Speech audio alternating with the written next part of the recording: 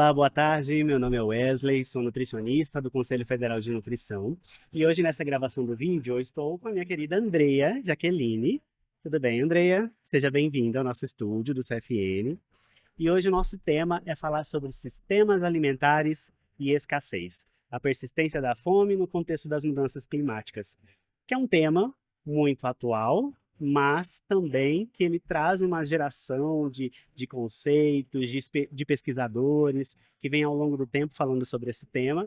E é um tema do futuro também, né? É algo que todos os nutricionistas precisam prestar atenção sobre os sistemas alimentares e a escassez. Eu gostaria que você contextualizasse primeiro, se apresentasse para a gente, como nutricionista, pesquisadora que é, sobre o que é esse sistema alimentar, o que são, como ele compõe a nossa agenda dentro da nutrição. Olá, Wesley, prazer enorme estar aqui. Primeiramente,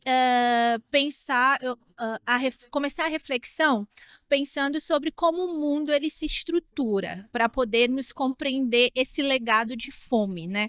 Então, a fome, ela é produzida dentro desse sistema colonial que estrutura as sociedades, definindo as humanidades, ou seja, definindo quem são as pessoas que têm o direito à alimentação adequada, quem são as pessoas que podem escolher se alimentar, como se alimentar, que alimentos trazer para o seu prato, como plantar, como colher, como cuidar da terra.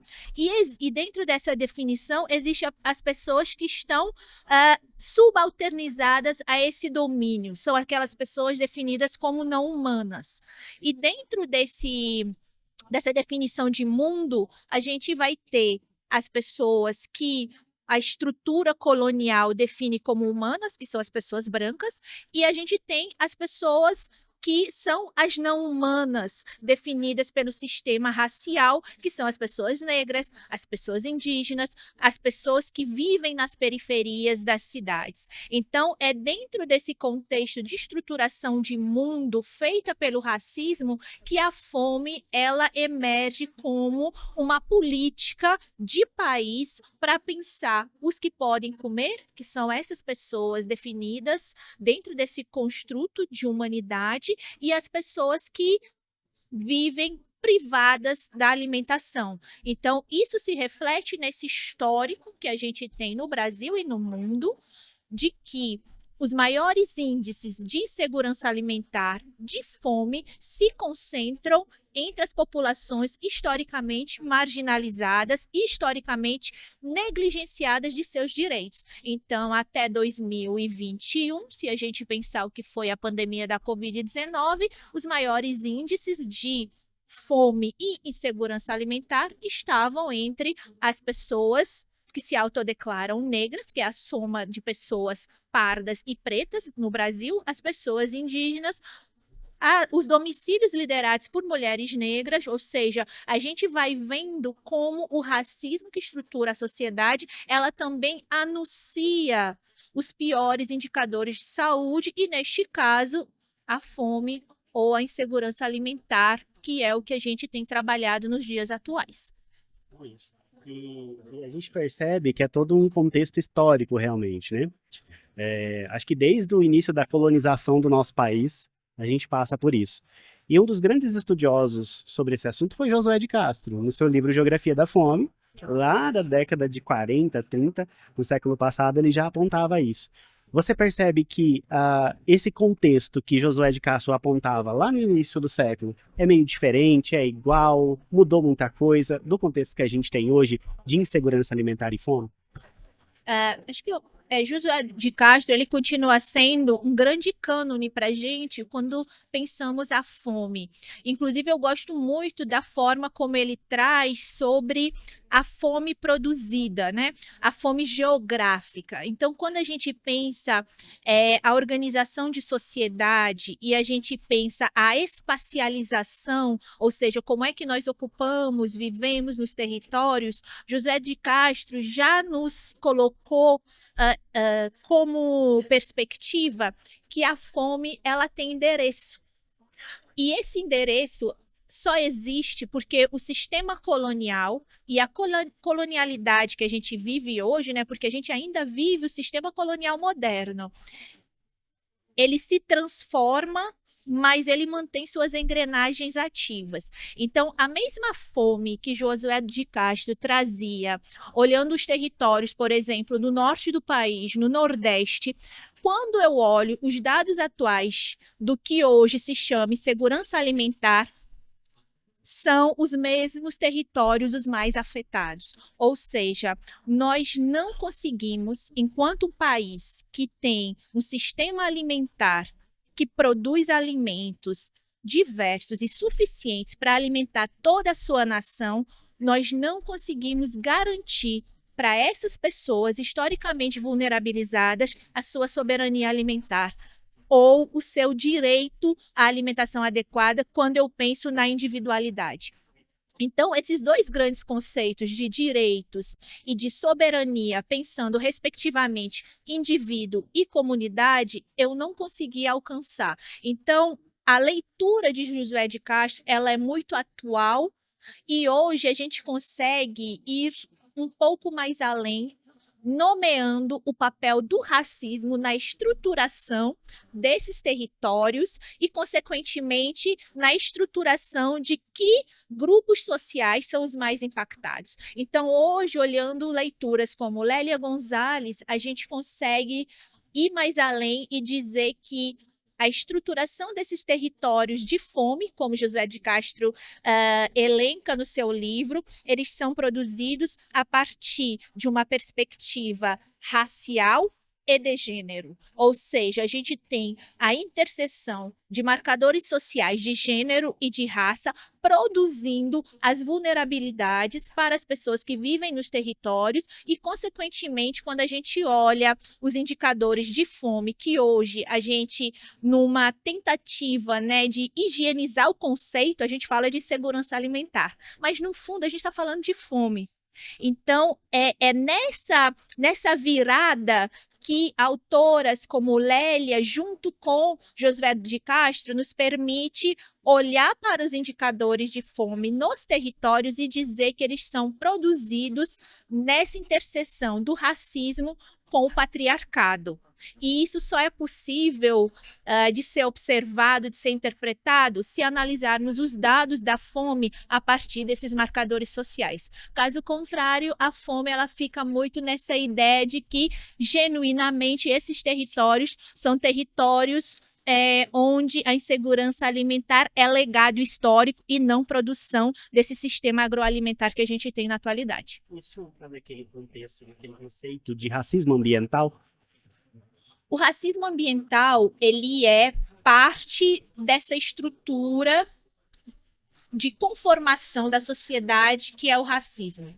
O racismo ambiental, como nos ensina um pesquisador, geógrafo, Diosmar Filho, ele é um crime dentro desse arcabouço que impacta as pessoas em seus territórios. Então, quando a gente pensa a partir dessa perspectiva, a gente consegue olhar como o racismo, através das suas várias manifestações, incluindo o racismo ambiental, vai produzindo geograficamente os territórios onde você pode comer ou não pode comer, onde a fome é a realidade e onde a fome não é a realidade.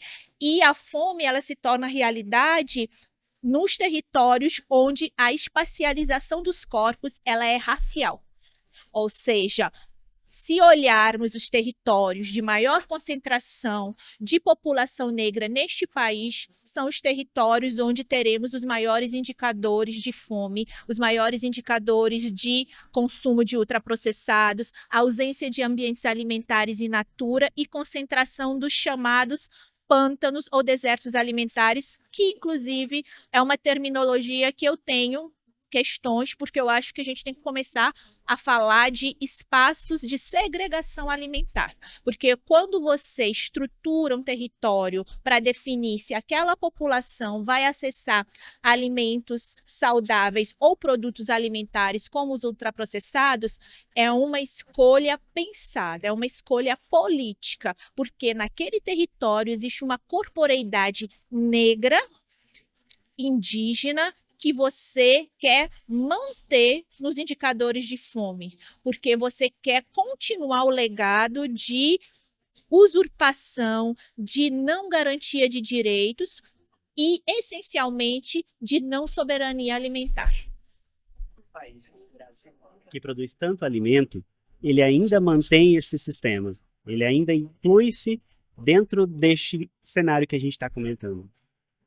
Se a gente olhar a história do Brasil enquanto país estruturado pelo racismo, vamos compreender como, historicamente, o racismo e suas manifestações vão construindo quais são os grupos sociais consideradas pessoas cidadãs, ou seja, sujeitas de direito, e quais são os grupos de não humanos que não são cidadãs. Ou seja, quando você nega o direito à alimentação adequada, quando você nega a soberania alimentar de um grupo, você está colocando em prática aquilo que é a concepção de país.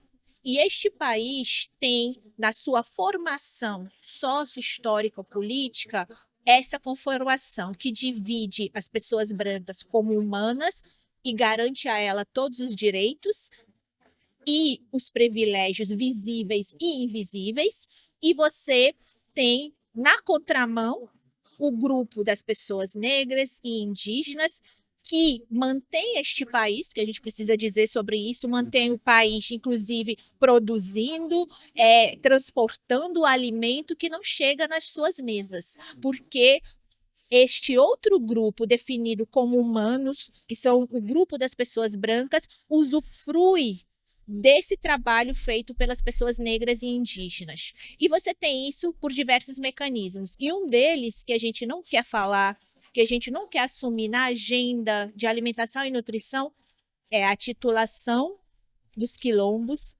é a titulação de terras indígenas. Porque para produzir, a gente precisa ter terra. E terra para plantar alimentos, não para plantar soja, não para plantar algodão, porque nós não comemos nem soja, nem algodão. Então, pensar essa estrutura social é olhar onde estão os principais investimentos do governo. Não está na agricultura familiar, está no agro. E o agro é sinônimo de fome. Agro é sinônimo de insegurança alimentar. Agro é sinônimo de monotonia alimentar. Então, o que a gente está aqui discutindo é como mudar a estrutura de país. E para mudar a estrutura de país, a gente precisa reconhecer o racismo como o grande estruturador da sociedade brasileira e, consequentemente, das políticas públicas, sejam elas na área da alimentação ou não. No campo das políticas públicas, você acha que o Brasil tem avançado ou retrocedido? Eu acho que a gente, eu sou uma pessoa muito otimista, então eu vejo que o Brasil ele tem avançado na elaboração de políticas públicas, principalmente quando eu comparo o Brasil com outros países que estão no mesmo cenário. Então, o Brasil ele tem políticas públicas, inclusive o Brasil exporta políticas públicas de saúde, na área da alimentação, na área de mudanças climáticas, que são importantes. O grande problema do Brasil é pensar políticas públicas universais. Porque quando você pensa políticas públicas universais, o princípio da equidade, ela não é colocada na mesa.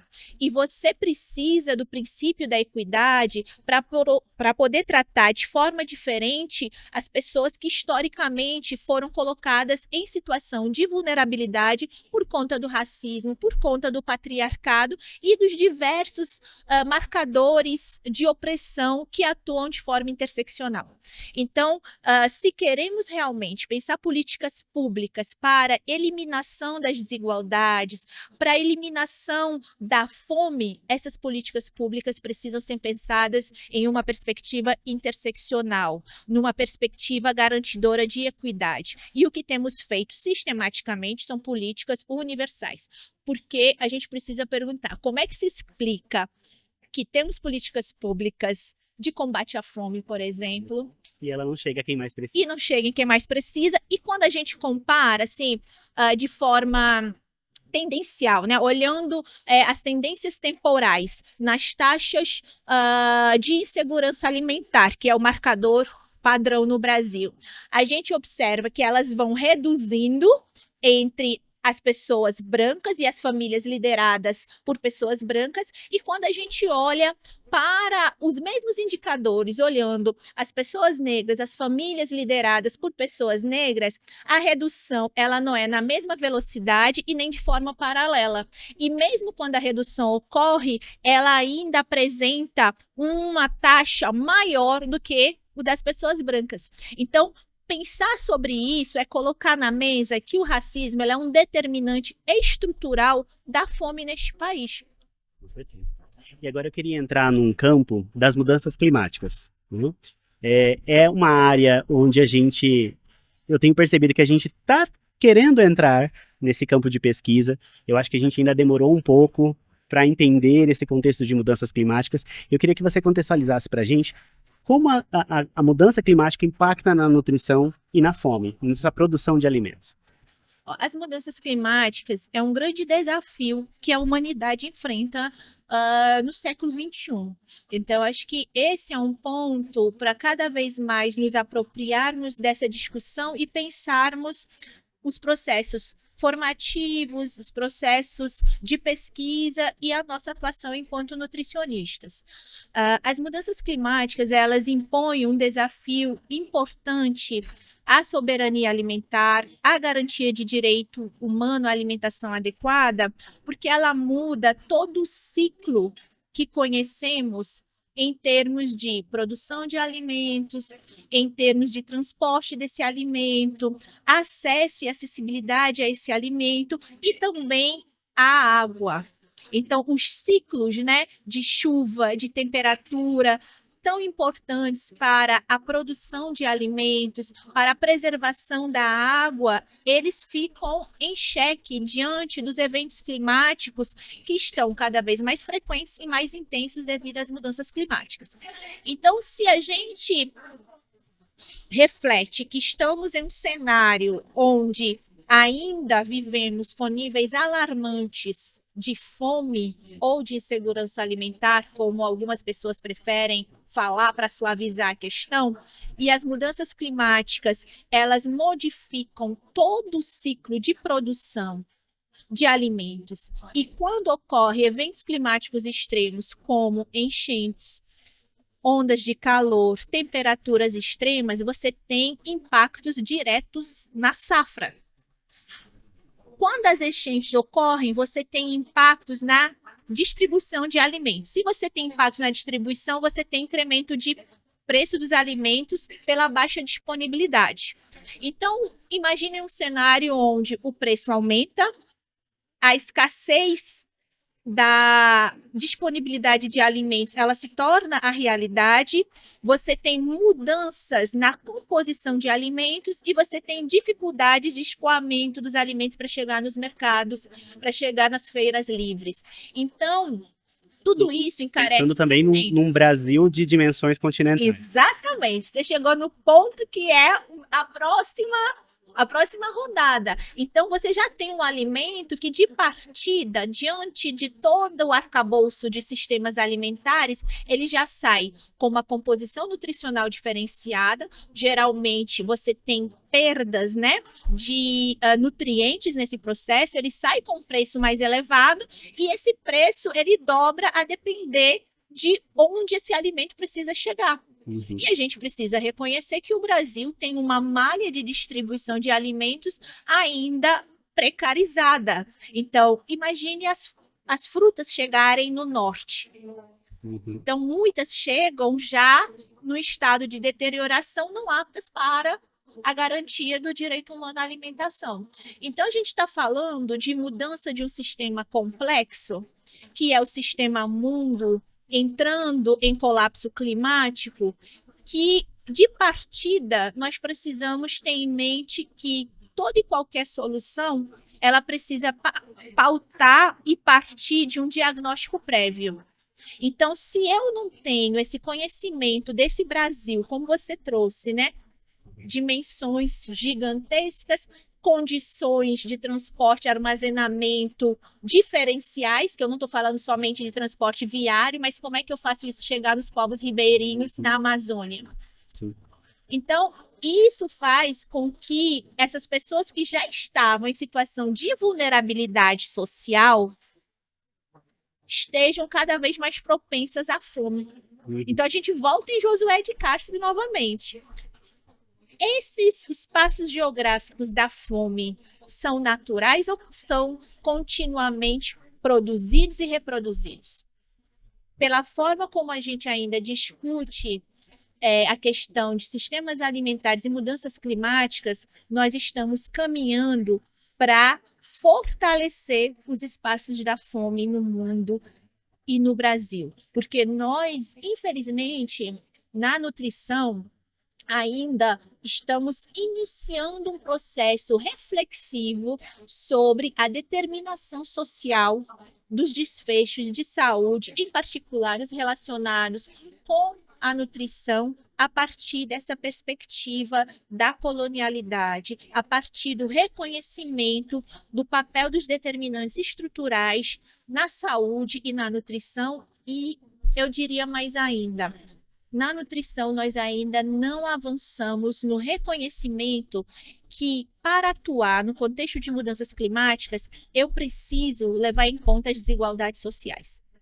Se eu não considerar as desigualdades sociais quando eu penso o impacto das mudanças climáticas na saúde, eu estou sendo tão conivente quanto o que a gente está falando em termos de história, e eu continuarei negando as humanidades, as populações negras, as populações indígenas, as populações ribeirinhas, os grupos sociais residentes nas periferias do Brasil.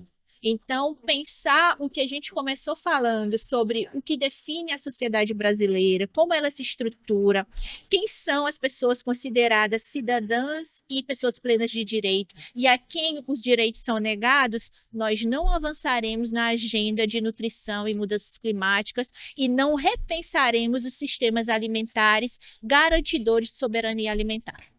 E eu gostaria de já ir encerrando aqui com uma pergunta. Como é que você acha o processo do nutricionista dentro disso? Qual a importância do papel do nutricionista? Acho que o nutricionista, ele tem um papel fundamental nessa transição de mundo que estamos vivendo. Então, o nutricionista, quando ele entender e reconhecer o seu papel como um profissional de saúde que está no fronte da condução do cuidado alimentar, do cuidado com a cultura alimentar, com a garantia da soberania alimentar, ou seja, o direito das comunidades plantarem o que desejam, colherem o que desejam, colocar no prato aquilo que alimenta não só o corpo físico, mas também o corpo espiritual, nós iremos caminhar rumo a uma profissão que tenha, na verdade, as humanidades na sua centralidade. Ou seja, um profissional que irá olhar para as pessoas como cidadãs, como pessoas de direito, como pessoas com capacidade de escolha, como pessoas que têm voz. Esse é um grande legado que a nutrição ela pode dar quando ela bebe de ensinamentos pindorâmicos e em afroperspectiva. Mas para alcançar tudo isso, a gente precisa mudar a forma como formamos nossos profissionais. A gente precisa de uma nutrição mais crítica em todas as suas dimensões. Então, acho que esse é o desejo que eu vejo para que o profissional da nutrição possa cada vez mais ser um profissional comprometido com a justiça social. E eu queria que você deixasse agora uma mensagem final. Como que a gente, em nível individual, em nível profissional, até mesmo governamental, pode contribuir nesses sistemas alimentares? Eu acho que o ponto central é que o que a gente faz no individual reflete no coletivo. Então, o individual, o coletivo, o político, eles andam juntas de forma horizontal. O meu posicionamento individual, ele reflete no meu coletivo e reflete na minha postura ética e política. Então, eu penso que esses espaços, como os que estão sendo pulverizados dentro, né, da grande área da alimentação e nutrição, são possibilidades de avançarmos rumo a essa construção coletiva. E eu vejo a nossa contribuição muito também dos lugares onde estamos. Então, são nas academias, de ensino, pesquisa e extensão, são nas clínicas, são nas unidades de alimentação e nutrição, são nas autarquias, como o CRN e o CFN. Então, em cada espaço que estamos, nós podemos transformar a partir das perspectivas críticas que trazemos para o debate. Então, eu acredito nessa construção coletiva de desmontar o que é os pilares da nutrição e remontar esses pilares para responder aos desafios do século XXI, mas essencialmente para lembrarmos que a nutrição ela só existe porque na sua base ela tem a garantia do direito e a soberania como carros-chefes. Então a gente precisa refletir na nossa prática como garantia de direitos e soberania, ela deve ser sempre o que nos conduz rumo à equidade.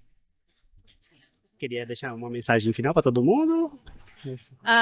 Eu queria convidar todas as pessoas a fazerem, né, cada vez mais leituras na transversalidade. Eu queria convidar as pessoas a saírem um pouco das suas caixas formativas. Eu sou nutricionista de UAM, sou nutricionista clínica, eu sou da extensão. Se abram para o mundo para a gente reconfigurar as humanidades, para a gente compreender a história do país e para a gente projetar o mundo que desejamos, que é um mundo de direitos e um mundo de soberania. Andrei, eu agradeço muito pelas suas palavras. Então a gente vai encerrando por aqui e vamos juntos para um futuro mais justo e sustentável para todos. Obrigada.